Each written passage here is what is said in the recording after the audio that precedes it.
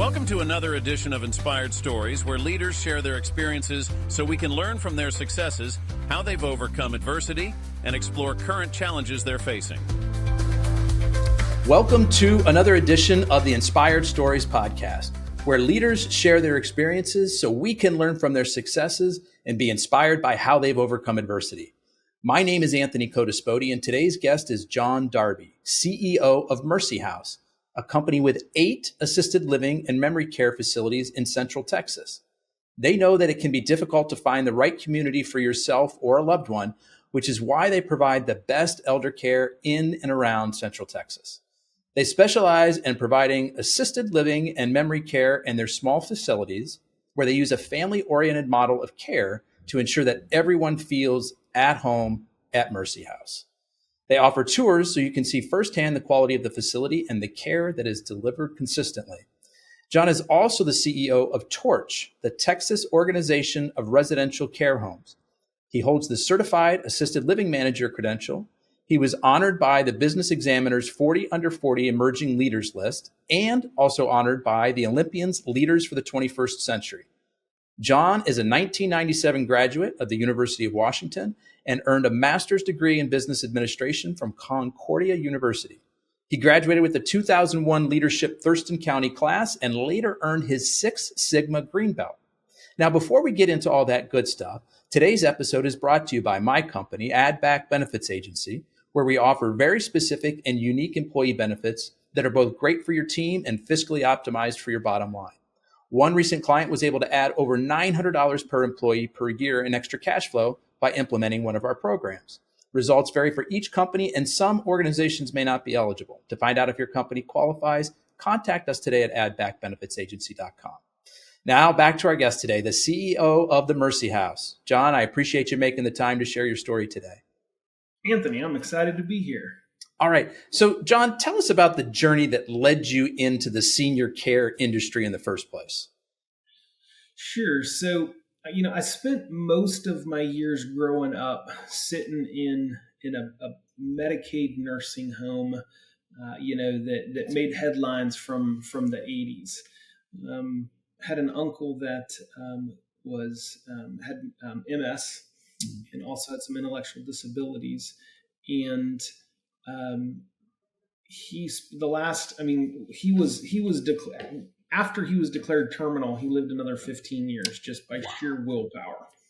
And so we would go to, every holiday, every birthday, every anniversary was spent with Uncle John, because that was going to be his last Mother's Day. That was going to be the last Christmas. And he managed to hang on. But as I sat there as a teenager looking around, not really knowing the way the world works, but thinking that there's got to be a better way to care for our loved ones. And fast forward to 30 years later, when I came across this boutique model of senior care, it was like the heavens opened up and I heard angels singing Beethoven's Ninth. I came across it working for Torch, the trade association for boutique assisted living facilities, and found myself spending time with successful business owners that run these small homes. And a couple of years of spending time with them, it kind of started to rub off, and I thought, maybe I could do this. Maybe I know how to do it.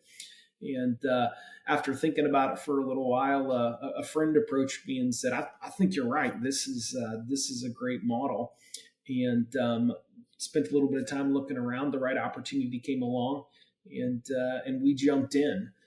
Certainly, I want to say at the right time. When you look at the aging of the baby boomers, there's many in the industry call it the silver tsunami. Is that there's going to be far more seniors that need care than what currently we have space for. So it felt right. It was kind of a perfect storm, and so we jumped. So prior to this, you had different work experience outside senior living, and you came to work at Torch as an association that was supporting these boutique senior living centers. And so that was kind of your first foray into this world, aside from what you witnessed with your uncle growing up. This was kind of your first foray on the business side of things to, that that thought I had 30 years ago as a teenager, there has to be a better way. Somebody has, in fact, multiple people have, in fact, come up with the better way. This is really intriguing. This is something I want to be involved with. Is that right? Yeah, it turns out I wasn't the only one thinking that. And bam, here we are. And so what was the first opportunity that came up? Was it an existing facility that you could buy into, or was it the ability to build a new one? How did it get started? So it was an existing facility. There was an owner who was looking to exit the industry, and he actually closed the facility. Gave everybody 30 days notice when I found out about it. And over the next 5 or 6 weeks, we negotiated a deal for us to purchase it. As we were doing that, just as we were coming in, the last resident was moving out. And so while we purchased an existing facility, it was with no staff and no residents. And so, we immediately began scrambling to try and save the staff and working our tails off to get residents. So we actually spent probably the first 6 weeks of operating it with no residents. So that fun time when there's money flowing out and nothing coming in. And you're probably like shake your fist at the sky, like, why couldn't we have done this deal like a month earlier before they started having the residents leave? Exactly. And so, okay, so you're hitting the ground. I'm not even going to say running. You're stumbling, right? Because like you said, you got all this money going out and no money coming in because all the residents are gone. I guess I got 2 questions here. How did you fund this?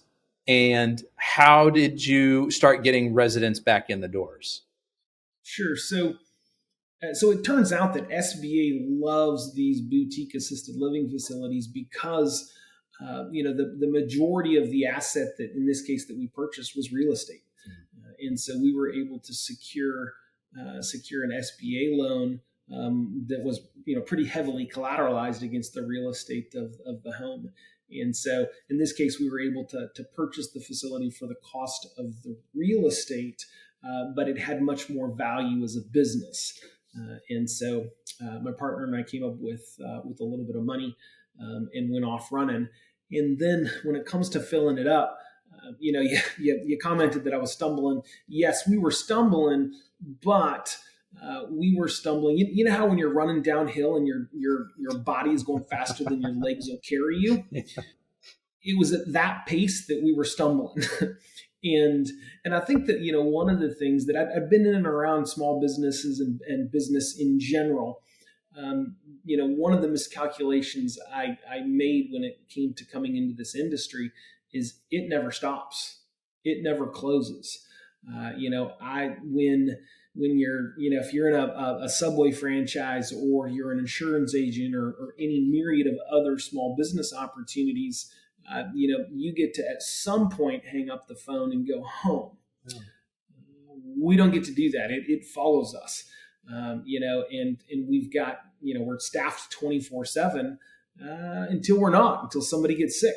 And so guess what? That's me. So I always say that, getting into this business, I didn't know it at the time, but you're going to stick your hand in somebody else's butt crack to clean it up. And I have done that more times than I care to think about. And so, as we're being successful filling it up, that just created more work for us on the back end, having to race into, to fulfill the holes in the schedule. Because in a lot of places it's, let's just have less customers. Let's, if you're in fast food, you can close the drive-through or close the lobby or close early, or it just takes longer to get your lunch. Not an option for us, right? We've got these residents that we've looked their family in the eye and said, we're going to take care of them. We're going to give them the care that they deserve. And as I was saying, I was thinking about this awesome team that I had just hired, and it turns out that they were indeed awesome, but life happens. And so it ended up being me quite a bit more than I thought it would happen. I would take my tie off from my day job and roll my sleeves up and go love on some residents. But having said that, nobody else do I know where the middle of their workday might involve playing bingo or sitting down with the resident and playing cards. I learned early in my tenure with this business that if somebody in one of our buildings wants to play cards for money, don't do it. They will They're clean sharks, you huh? up. Right? Yeah, they can they can play pinochle like nobody's business. Once lost all of my lunch money to a guy playing poker. Good times, but it's certainly been fun. When it comes to filling our beds is how we think about it. I suppose that we're the same as most other companies when we think about census, getting more customers. But I think that we come at it from a different perspective. When I talk with my team about it, I honestly believe that we provide the best care possible in the communities that we operate in. And so when I have an empty bed, that means that there's somebody out in the community who's getting less care than what they deserve or than what's available to them because they're getting it somewhere else. One of my most powerful calls to action, this was about 2 years ago, there was a larger facility down the street from us that had an elopement. Somebody disappeared out of their building, and what's the term for that? Elopement. Okay. They eloped, and they went looking for the resident, couldn't find them. They're calling 911. There's the silver alert that goes out. We're looking for this elderly gentleman who was found 2 days later in the building. He had passed away. And I tell my team that as a boutique, there's no way that's happening just because of our layout. Our buildings are small. Residents sitting right there. Hide and seek is a really quick game in our buildings because they're small. That's not possible. And I feel a responsibility to my community. And I tell my team that man would be alive today if he were in one of our buildings, just because of the model of care. And, I understand that bad things happen and you can't fix all of those things, but the model of care delivery that we deploy just doesn't allow for things like that. And so we talk about census, we talk about filling our beds, but it really is from the perspective of delivering the highest level of care that our seniors deserve. When we go to grow our team, our number one hiring criteria is, do you love people? I can teach you everything else that I need you to know, but I can't teach you to love people. And so in our industry, you tend to look for people with experience. We certainly like that just as much as anybody else does.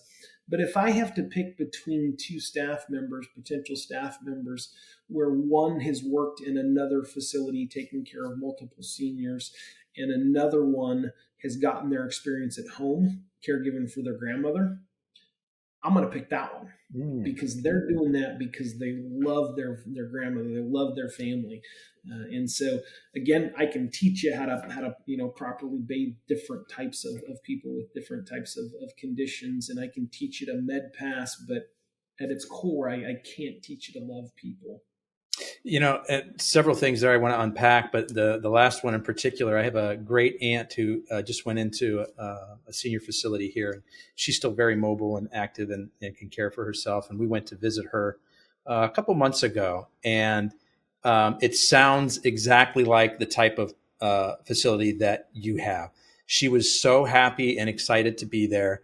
We spent most of our 2-hour visit getting introduced to other residents, but mostly to the people who work there. And she's like, "Oh, and this is Billy, and he does this for us, and he's so great." And so, what a difference that experience makes compared to what you described, for your uncle when you were younger. Well, and it's a calling, right? My staff members drive right past that Dairy Queen with the sign that says starting at $16 an hour to come work at my building for something less than $16 an hour to take care of people, because that's who they are. We call our staff caregivers because that's what they do. And it is easy to just think of that as a title. It's not just a title. It's a reflection of what it is that they're doing. And so, one of my favorite things to do, both in an interview, but I'll just check in with my staff, is what do you love about your job? And whether they're working for somebody else or looking to work for us or they do work for us, the most frequent answer I get is they love their residents. They love spending time with their people, and just fortunately in our case, and again, I want to reiterate is that the folks working down at the building down the road, they love their people too. It's a calling for them as well. For us, it's just the care delivery model is different. We actually give you time to be able to spend time with the residents and people that you're developing a relationship with. It's not uncommon. In fact, probably one of the highlights of me being in this industry came during COVID, when the city of Austin was limiting funerals to 10 people. And one of my residents passed.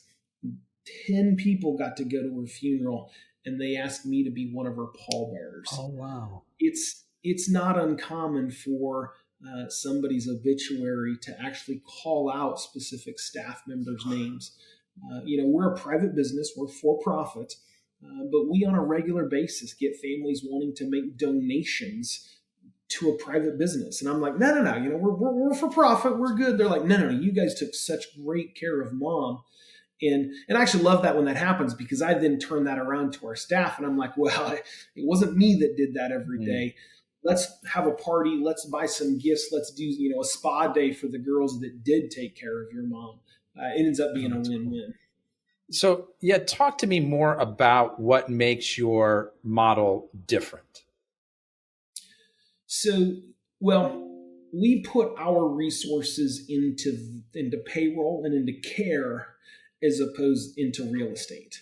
And so when you come into my buildings, I don't have marble countertops. I don't have, stainless steel appliances or anything.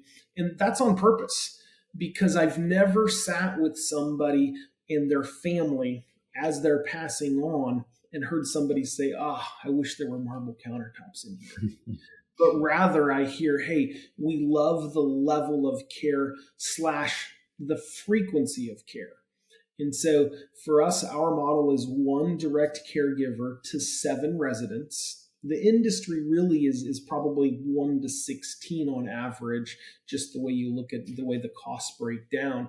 And so for us, you just have more time to spend with residents. But then we put resident care first. And when I say that, I don't mean to imply that others don't as well.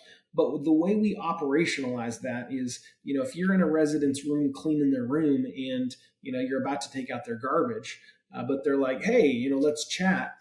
If you have your choice between taking the garbage out or spending a few minutes with the resident, spend it with the resident. Absolutely. I'll pop by and take out the garbage. And, I'm fortunate that we're still a small business. And so I do get to do that. I do get to call bingo. I do get to stop and grab coffee and bring it to the girls on the way in. And then have, a resident who realizes what I'm doing, like, hey, where's mine? A couple of weeks ago, I was coming into a building and was passing the grocery store, and just on a whim stopped and grabbed a couple of dozen roses and took both all the staff and all of the residents a flower and said, hey, I got you a flower. And they're looking at me like, are you crazy? Why not? I got these 90-year-old ladies that, with dementia, looking at me kind of suspiciously. And I'm like, look, you can't tell my wife that I'm buying you flowers, but I got this for you. That's great. And what's cool there is, I think one of the things that we saw, especially going through COVID, is how important that human contact and that human connection is. I had a friend who, works in elder care facilities, and she was saying, the lack of that contact during COVID, there were people who took such a nosedive in terms of their physical state and especially their mental state. And it was probably a year ago I saw her, and she's like, and it doesn't seem like it's coming back. So I think that really highlights the importance of what you and your team are able to do, right? Like, hey, this person wants to talk. I don't have to take the trash out right now. Like, our ratios are a little bit better than most places. I got a little extra time. Let me spend a few minutes with them. That's going to light them up inside. That's going to make that brain, neurochemistry, fire in just the right ways. That's going to make them a little bit happier that day. Yeah. Well, and the other thing is, when I go into large facilities, and there's some gorgeous opportunities out there, and they do deliver the level of care that their model allows. But you go into their dining room, and it's a beautiful dining room. It's big, and there's tables everywhere, and there's one or two people sitting at every table. For us, we recognize that as a smaller facility, and some people's concerns are, hey, I want more interactions and more sociability. Unfortunately, you can't depend on that from other residents, and so we fill that gap with our staff. Not too long ago, we had a resident who, while she loved to read, her eyes would get tired after the first page or so. Me or one of our team members would stop and, hey, let's finish this out. She wanted to do her daily Bible reading so that she could get through it in a year, but her eyes wouldn't let her. She got to do that at Mercy House. That's cool. Now, I'm curious. You've gone after this model of smaller facilities. Is there something about the smaller facility itself that allows you to deliver this more connected version of care? Could your same care model apply in a larger facility? So I would generally say no. And so when I say small, so most small residential assisted living, right? So in Texas, there's about 1,200 smalls. A whole bunch of those are just a home that have 6, 8, or 10 people. They don't have a sign out. You don't know what it is, right? Just every now and then you'll see a different home health or hospice company's car sitting out front. Our buildings are a little bit bigger in that they're 16 beds apiece. But, I think the difference is while we do, I do think that our people are the best, which isn't to say that those folks working in the bigger buildings aren't good. But when I talk about the model being different, the story really comes out when you look at COVID. COVID hit larger buildings much harder than it did the small ones, because in the small ones, we not only know the residents as the administrator, we're on a first name basis with the resident themselves, but with their families. And we're able to recognize that our customer isn't just the resident, but it's the family. A large portion of our residents that come are coming from home with a spouse that's a caregiver, or a son or a daughter that they're trying to manage their own life. They're trying to raise kids and work and do all of those things. And now they've added on trying to care for mom. In this small model, what we tell folks is that you're able to be the husband again. You get to, when you've got some time to spend with your wife, it's your wife. It's not somebody that you're caring for. I don't ever want to see my mom butt naked, but that's what a lot of these folks are doing, right? So I'm going to have to go help bathe my mom, and that's uncomfortable for mom. It's uncomfortable for me. And there's a lot of guilt that goes with that. There's a reversal of roles, as mom wiped my butt and now I'm wiping hers. But that diminishes mom's quality of life, and it diminishes mine. Whereas in the boutique setting that we offer, come and hang out with mom, and you get to do the puzzle like you used to do. You don't got to worry about tracking down medications and any of that. And so I think that just the smaller scale allows us to have a relationship in place that when you're dealing with a couple of 100 families or even 100 families, just is a lot more difficult. John, I want to go back to a little bit more at the beginning, because you had become familiar with the senior care industry from your time at Torch, but you'd never actually run one of these businesses. I'm going to guess that there was some kind of a learning curve, both in delivering the care, right? And then on the business side of things. What was that like? What resources did you have available to kind of help you with the learning curve on each of those? So, I certainly had, spending time with Torch, I'm spending time with other successful owners. I always tell people that my Mercy House is a conglomeration of best practices. We're able to see who's doing medications the best, who's got the best culinary program, who's got an amazing activity program.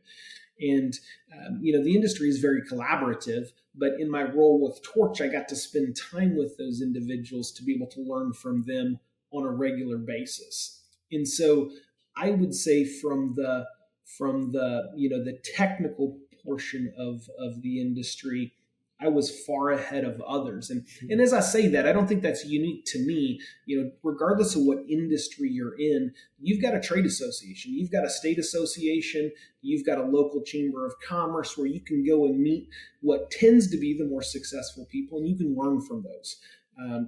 Not just because I work for a trade association. I tell everybody, go join your association, volunteer, because that's where you're gonna learn. You'll save yourself a whole bunch of time on the learning curve and a whole bunch of money. And so, I would say that I started out on First Base because we bought an existing one. There was still all the policies and procedures in place, and we were able to save most of the staff. And so they were able to point things out and teach us how things were done. So I would say that just by buying a business, we got to First Base. I would say that, having the relationships with other successful owners in the space got me to Second Base. And then I would tell you that I struck out 3 times in a row. I tell people that if there's a mistake to be made in this industry, I've made it. Fortunately, it's never been on the care side. We've always had really successful outcomes with our residents, but on the business side, let me tell you, I tell people that the longest I've ever worked is 36 hours straight, where I'm not just working where it's hey, let me grab my phone and sit here and run to the bathroom. There was no bathroom break. Like in 36 hours, I'm working straight through because I was it. I was the last line of defense. And, as with in any entrepreneurial effort, you're the only one as the owner in the organization that doesn't get to say no. And, people say, hey, you own it. And I'm like, sometimes I own it, but most of the time it owns me because, again, I don't get to say no. And so somebody can say they don't want to work that overnight shift. They can say, no, I don't want to go to the grocery store. No, I don't want to go and pass that med.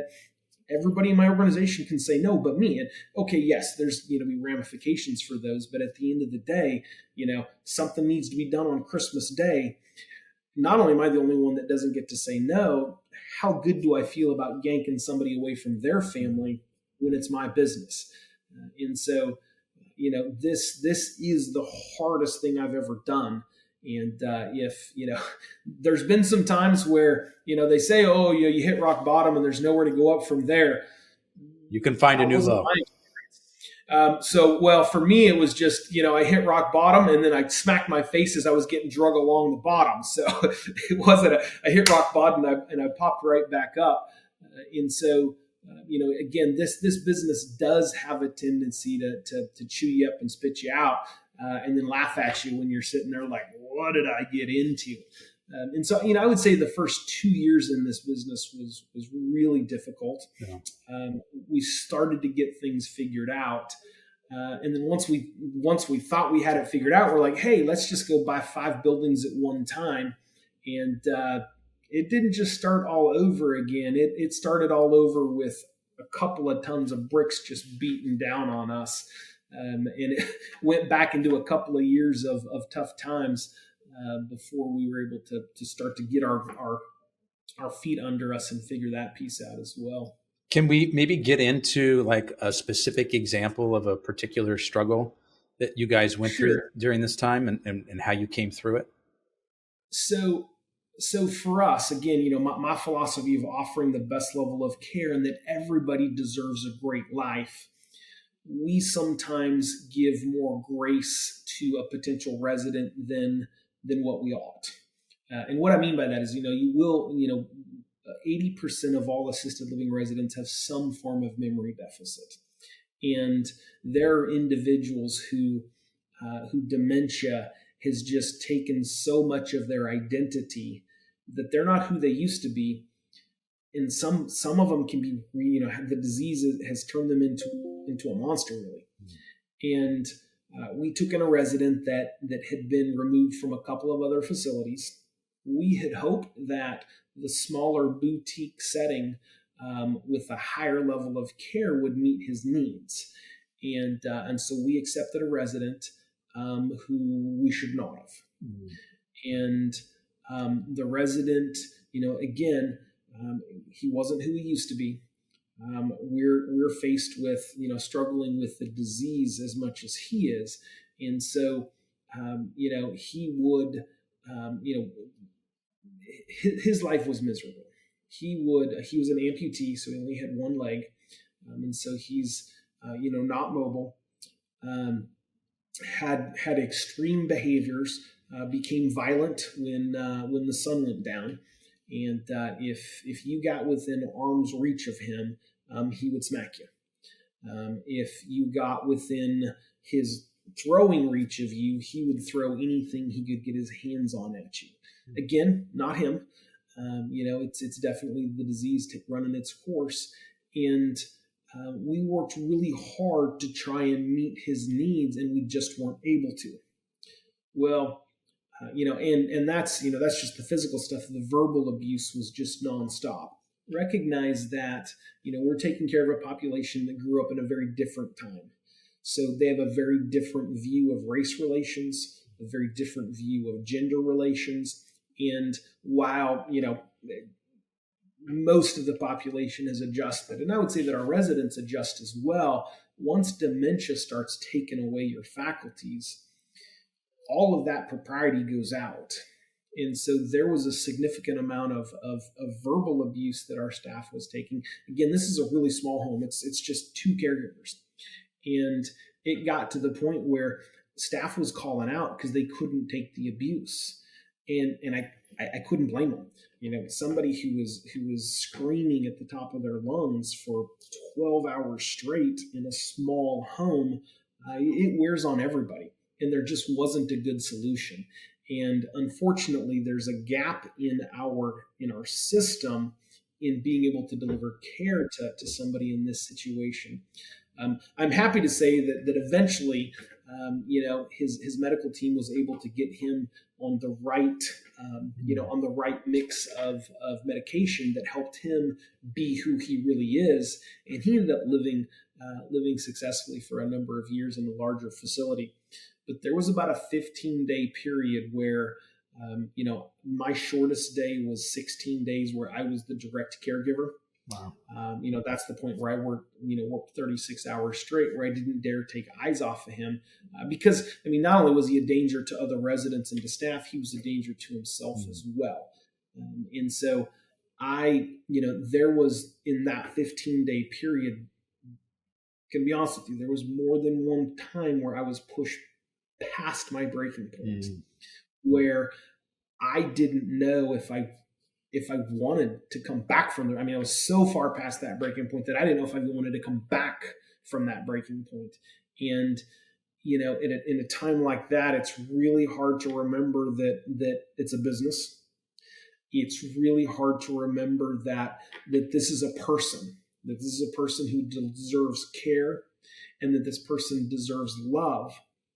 But the disease had just taken his mind so far that there weren't good solutions that we could offer.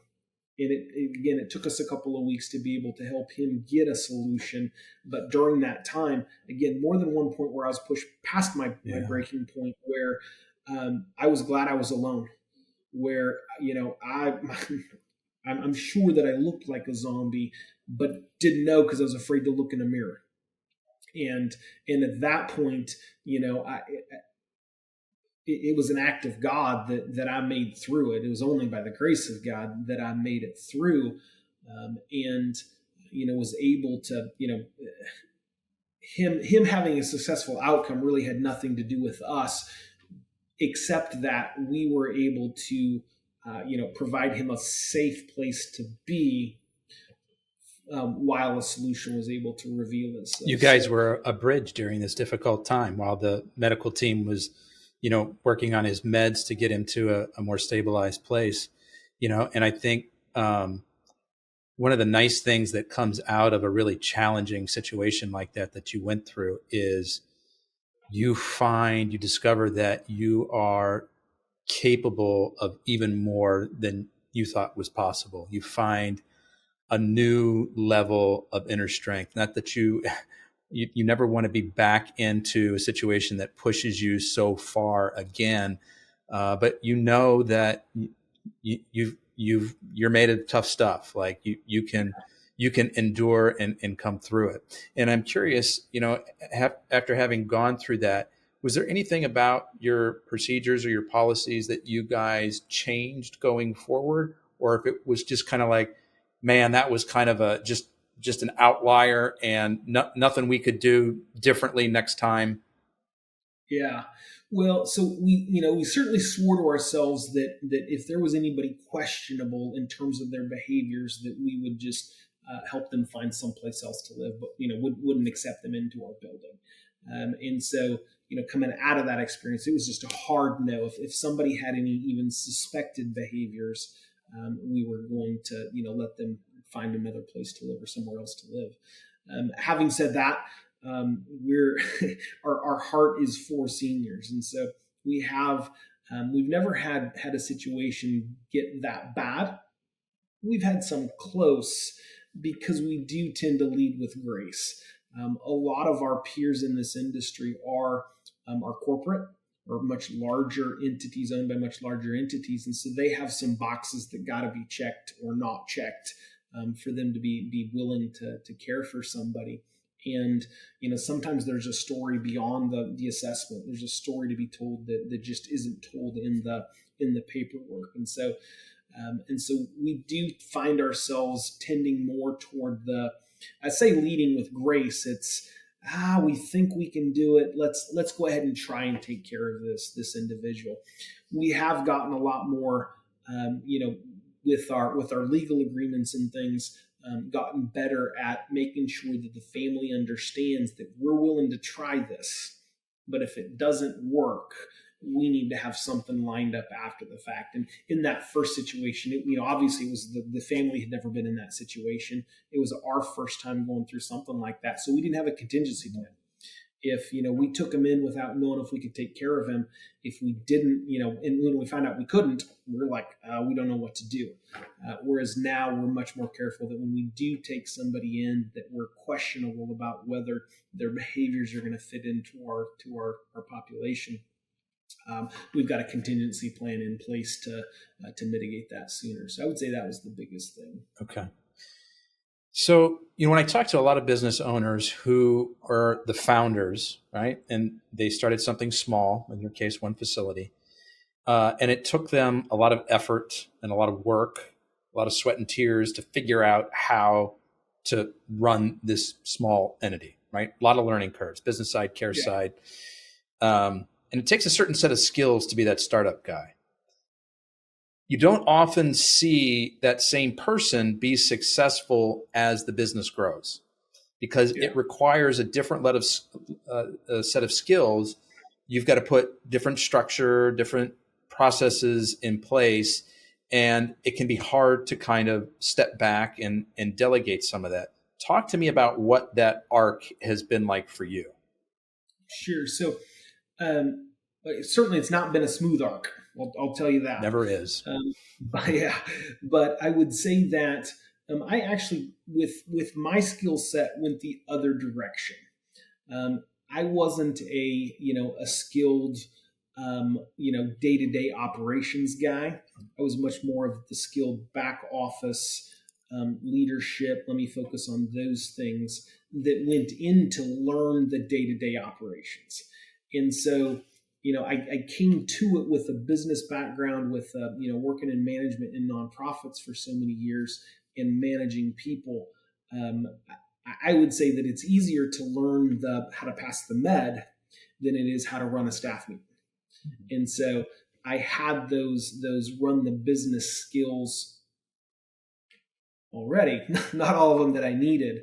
And so, for us within our organization, we'll take the best caregiver and promote them up to be the supervisor. And then we're telling them, look, your job is no longer to be the best caregiver. Your job is to help all the caregivers be the best caregiver. Mm-hmm. And that's a different skill set. Mm-hmm. And that takes a different level of humility and a different level of self-discipline to not be the one to jump in and help. And if I see a task that needs to be done, if I do jump in and do it, that means I'm not doing these other three things. And so, for many people in our organization, that's a hard shift. I would say that that for me, it was easier because I started out with that business knowledge / business skills, jumped into the day-to-day operations for the first 2 years, and then slowly worked my way back out of that. Having said that, the growth curve in learning how to run one was just as steep from 0 to 1 as it was 1 to 2. Mm. And then a completely new, just as steep learning curve when we went from 2 to 5 to then 7. And I would say that, so we acquired our eighth facility this year. Knock on wood, thank you, Lord. That was a fairly flat learning curve there, as we were able to assimilate that. But I would say that that's primarily because the learning curves before us were so steep. And when I say that the learning curves were steep, there was a cliff in there. We came out of COVID when we went from 2 to 7, because we bought 5 at one time. When we went from 2 to 7, all of our projections said, hey, this is going to be great. We're going to be profitable from day one. And oh, by the way, all of our projections were based on 4% interest rates. And they didn't stay 4%. So now our debt service is 50% more than our original projections. That's just one. We also didn't anticipate, what it would take for us to grow when they're so far away. Initially all of our buildings were, within a couple of minutes of each other. Now my 2 furthest ones apart are 4.5 hours, 4.5 hours, 3.5 hours apart, where, it's a trek just to get there. And so the work doesn't start until I get there. And so as when we went from 2 to 7, there was a financial cliff that without a couple of acts of God, we wouldn't be here. Mm-hmm. And of course, the stress level in making payroll for 5 people is very different than when you've got 75 people standing there saying, hey, I got a car payment coming up. I need to pay for daycare. I've got very different level of stress than either that sole proprietorship. And so, sometimes it did make me think, man, why just go be a CPA and work for myself and it's just me. Take some of that stress off. Yeah. Yeah. So I would think, but when I talk to my CPA buddies, they seem to be just as stressed. So. The grass is always greener, right, John? Right. Yeah. Exactly. So how has your role evolved then as you've gone from 1 to 8 facilities? So interestingly enough, that's been a really hard transition. Whereas, there was a time where it was my job to take care of all of my people. And over the 5 years, as the company has grown, the number of people that it's my responsibility to take care of has gotten smaller and smaller. Till now, I've got, while there's somewhere between 80 and 90 total staff members for the company, I've got 4 direct reports that I spend most of my time with. And then there's a larger leadership team of about 12 people that I'll spend time with developing them. But a lot of them, it's my 4 direct reports that it's their job to develop them. And so it really has gone away from the day-to-day operations. I still jump into QuickBooks. And in fact, our bookkeeper just hates it. She's like, hey, I'm going to be gone for 2 days, but only if you promise not to get into QuickBooks. And, it's we've got a date that the books are supposed to be closed by. And if that day's getting close, I'll find myself in there like, well, here, I'll just go ahead and do this. And she's like, no, stop, quit. Not only is that my job, it's you don't know how to do it right. So it's been completely different to where now the job is really just leading people and helping them, grow decisions. And so while the beginning of my career, I spent a lot of time in trainings on, the technical portions of the job is let me go learn the best care or the best trends in dementia care. And, what are the trends showing on dietary supplements and in all of the technical portions of the job. Now my trainings are more of along the lines of, say, a John Maxwell in how do I help my people go get that information? How do I help them be the best that they can? And sometimes that's uncomfortable, right? There isn't the joy of the direct resident care. Nobody smiles at me, at the end of a staff meeting the way they do at the end of the bingo game when I get to hand them the prize. Yeah, I was talking with someone the other day. I'm going to see if I can find the quote. I wonder if this is something similar to maybe what you've used in giving employees feedback. I have very high standards, and I'm confident you can meet them, which is why I want to give you some feedback. I thought that was pretty great. I think that comes from the author, Adam Grant. That's a great quote. Yeah. I love that. So are you still in a position where you occasionally cover shifts and you're wiping poop out of people's cracks, and is it a little bit removed from that? I'm a little bit removed from that. And as I say that, sometimes I kind of miss it. I don't miss the have to do it. And maybe that's, I've got the luxury of being able to miss it, right? Because there was a day when, I've got a full day of meetings planned today, but for tomorrow, and now I've got to go in and cover a shift overnight. This business is a human resources business. It's pure HR, and we rise and fall on our staff members. And in the smaller facilities like ours, we don't have backup to the backup staff members. I've got 10, 12 people in each of my buildings covering to cover my floor. And so I don't have a whole bunch of people I can call if somebody gets sick. And so I do have the luxury of missing it. But as I say that, I'm certainly saying that through the lens of when I do work alongside of my staff, they kind of push me out of the way for the more difficult stuff. They'll be like, no, I know how to change their pull up better than you do. Even when I'm there coming through a building for a staff meeting or something, and I see the garbage, I'm going to grab the garbage and take the garbage out. There's things like, no, you don't do that. I'm like, no, I can take the garbage out when I see something done. I expect you guys, when you see something that needs to be done, to do it. You're setting the example. Yeah, exactly. It says I've got to be able to accept that as well. So sometimes I miss it. Honestly, I miss the calling bingo a little more than I miss the helping somebody go to the bathroom. I don't think anybody would fault you for that. And you made an interesting point about your business being an HR business, right? And it's tough work, and you don't have the margins to pay folks a lot. I'm sure you'd like to pay them even more. I mean, you talk about how people are driving past the Dairy Queen on the way to work at your facility, and there's an opportunity to make more per hour there. I'm curious, John, what kinds of things that you've tried and found success with to first recruit good folks, and then once you get them in the door, to retain them? Sure. So, the first thing is just as we're looking for people that love people, therefore, i.e. love our residents, we love people. And so, first and foremost, we take care of people, period. And, as I say that, there was a caregiver who, on shift, and this is a little bit earlier in our business, but the ethos is carried through. She got off shift at 10 p.m. At 8:45, she found out that her dad had passed away. And so she called the manager at 8:45, tears in her eyes, who called me. And I lived 30 minutes away. I said, I'm on my way.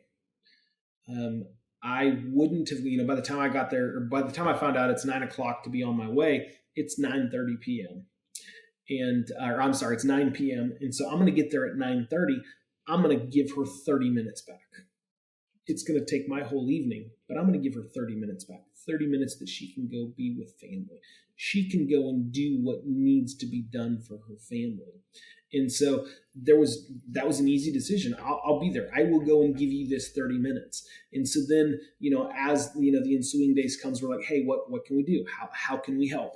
And, oh no, there's nothing we can do. And then we got wind of that again, unexpected event. The family didn't have money for a family dinner after the funeral. I stepped up and said, we're there. we will take care of it right now. So, it's not a 7-course meal or anything, but we went out and got fried chicken and grabbed some potato salad and some rolls and all of that. And we brought it. That story happened earlier in our career, but now that I'm thinking about it, this in the last couple of months, one of our key leadership team members' dad died, and when I went to the funeral, I was blown away that half of the people at the funeral came from Mercy House. Wow. Is that we take care of people, and our team knows that when I come through and ask, how are you doing? I might mean, how's your shift going? How's Mercy House going? But I probably mean, how's life? I want to know about your son. Did he make was trying out for the football team? How did that go? And so it's not uncommon for, me to get invited to funerals of our team members or the weddings of our team members and things. And so we just love on our people. We're also pretty creative with how we spend our money. And so I just was in one of our buildings for our Employee Appreciation Day where we rented a bounce house with water. It was a bounce house. It was kind of an obstacle course. And then we ran races through it, right? So it was for the kids, but of course there's only a prize for the adults for races, and, gave away a $100 gift card. We're a fun place to work. I was in a staff meeting in another building, and I realized that, I'm about to get up and address the team, and I don't really have any opening warm remarks. Hey, I love you guys. So I'm like, hey, everybody stand up. We're doing rock, paper, scissors. Turn to the person next to you.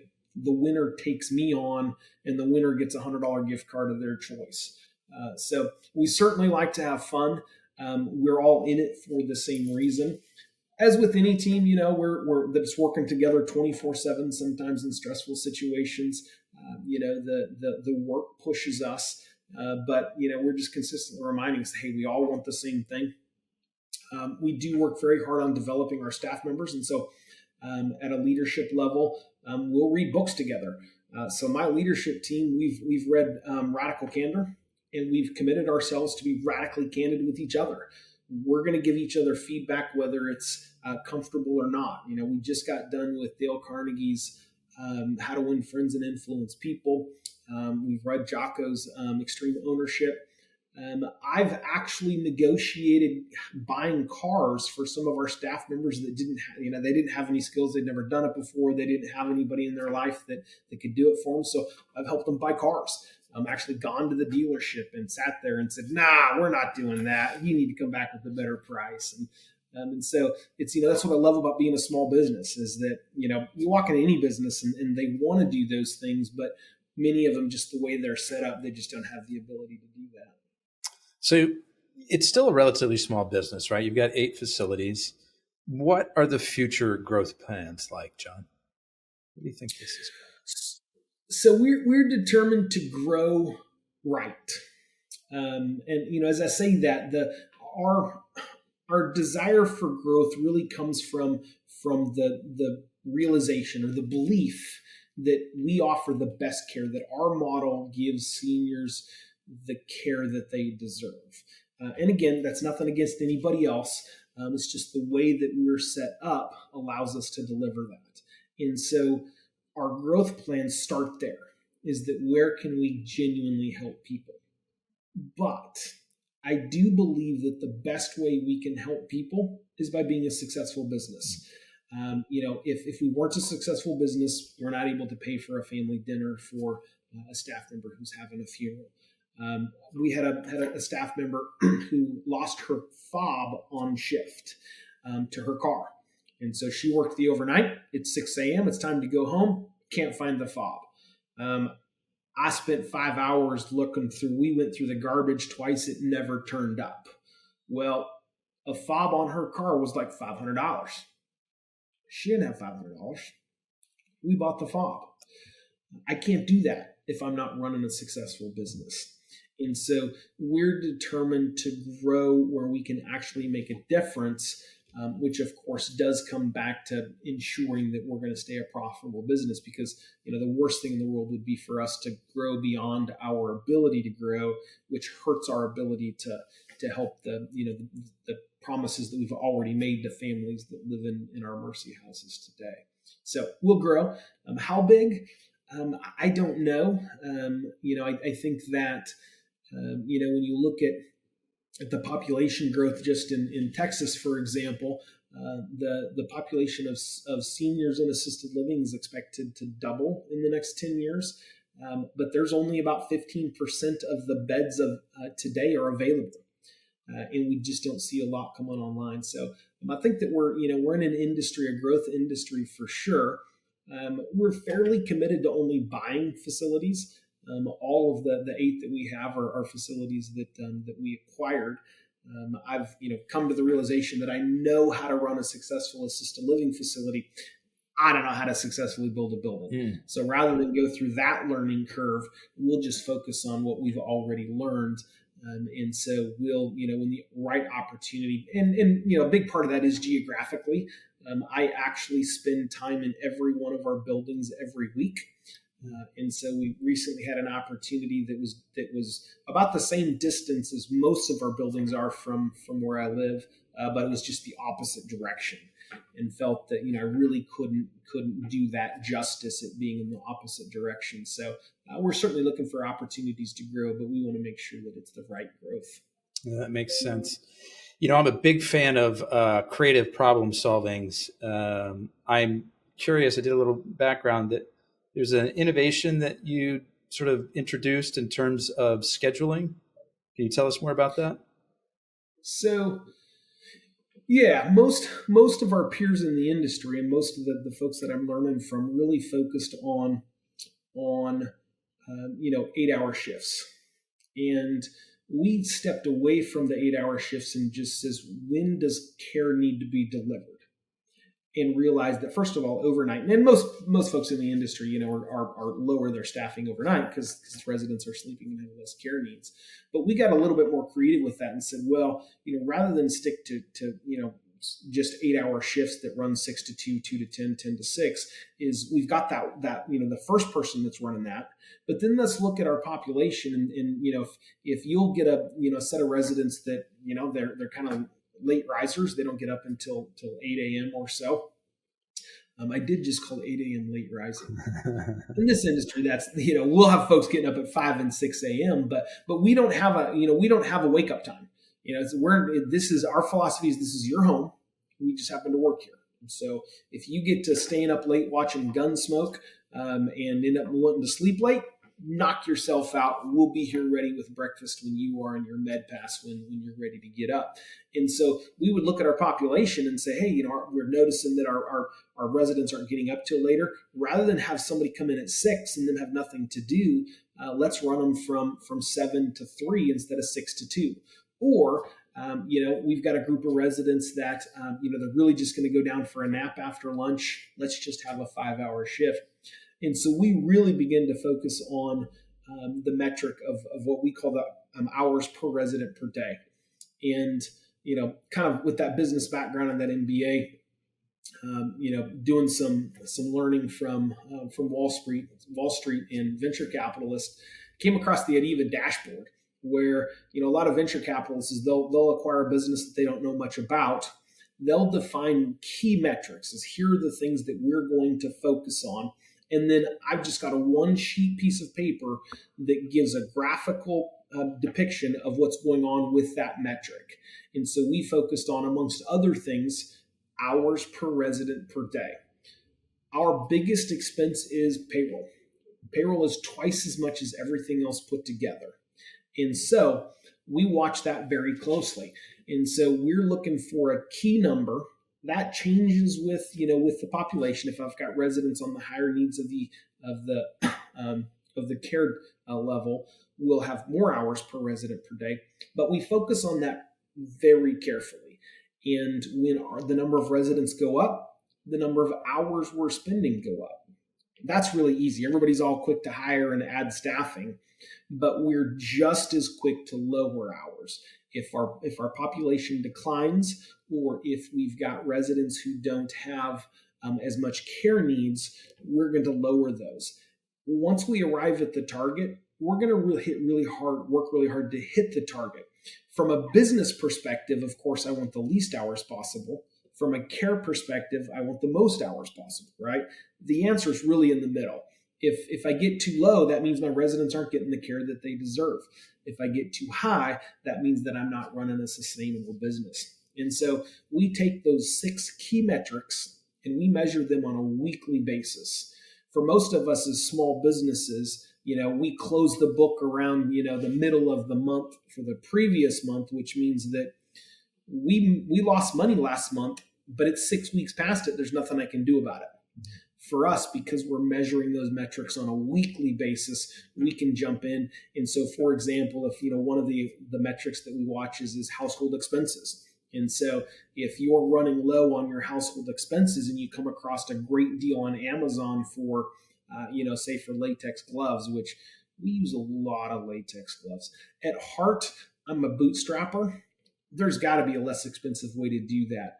I learned early on the one thing you don't go cheap on is gloves. Mm-hmm. We're asking people to stick their hands down in places that we don't ever want to think about again, let alone stick our hand there. You better be giving them good gloves to do that.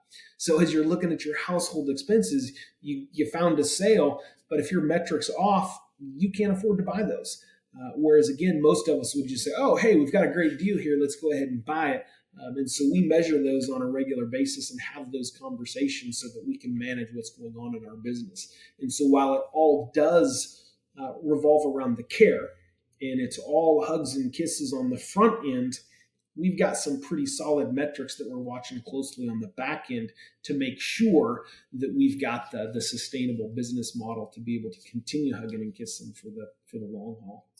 John, you've obviously learned a lot in the years that you've been operating these facilities and growing the business. I understand that you offer master classes where you take some of that knowledge and you help support other facility owners. Can you tell me more about that? Sure. So, in my role at Torch, so we're a trade association for the boutique facilities. As I said, when I said that if there's a mistake to be made, I've made it. And so I've kind of developed hey, here's what I wish I knew. But because Torch is a nonprofit that serves the industry, I also have access to the best experts. And so both from, I'll teach some of those master classes, but we'll go out and get folks from the agency, the licensing agency, to actually spend time saying, here's what you really need to know. And so I would say that, my perspective as an operator has really helped us put together this startup master class that helps people understand what it is that they need to know. And I would say, a consistent theme is this is hard work. Mm-hmm. From the outside looking in, we all dress up nice when we're on camera.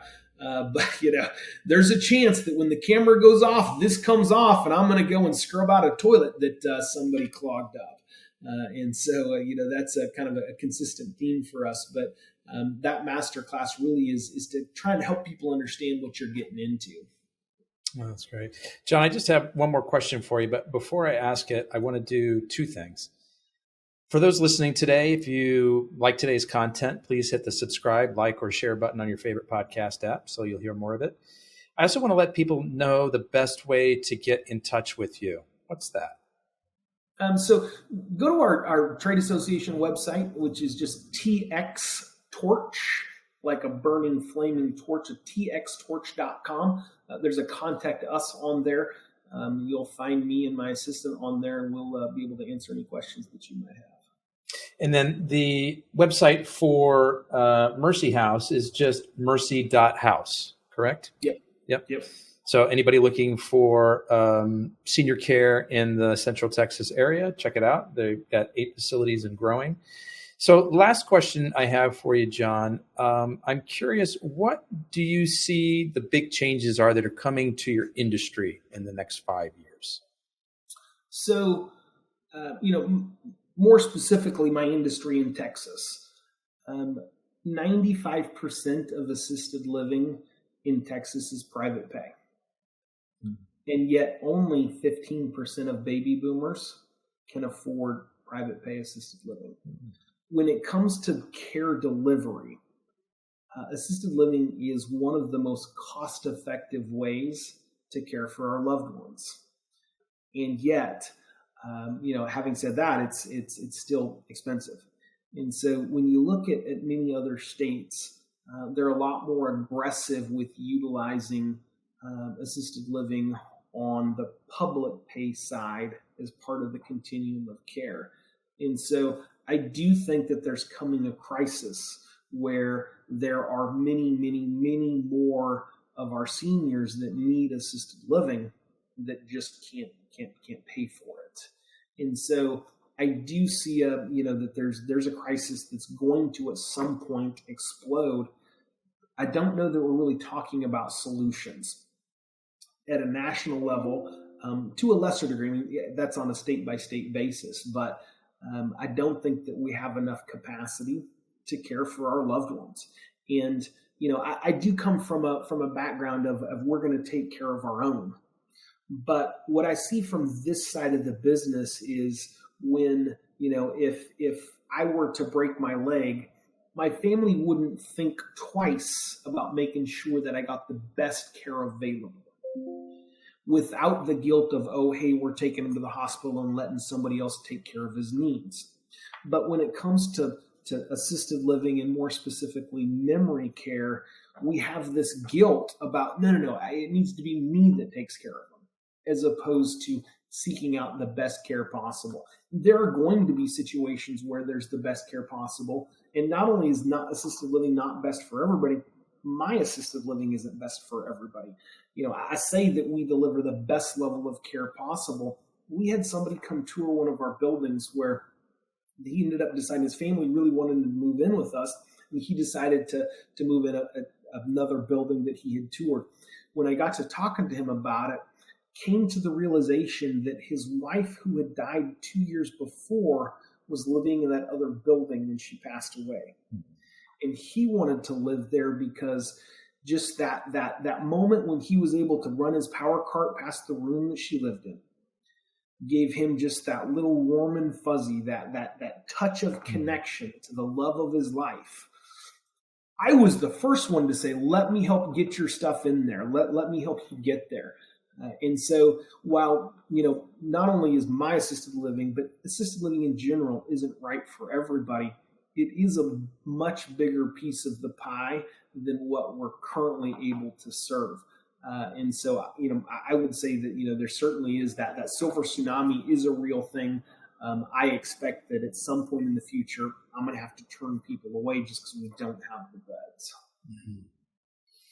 Well, John, I want to be the first to thank you for sharing both your time and your story with us today. I really appreciate it. Anthony, I appreciate the opportunity. It's been a lot of fun. Folks, that's a wrap on another episode of the Inspired Stories podcast. Thanks for learning with us today.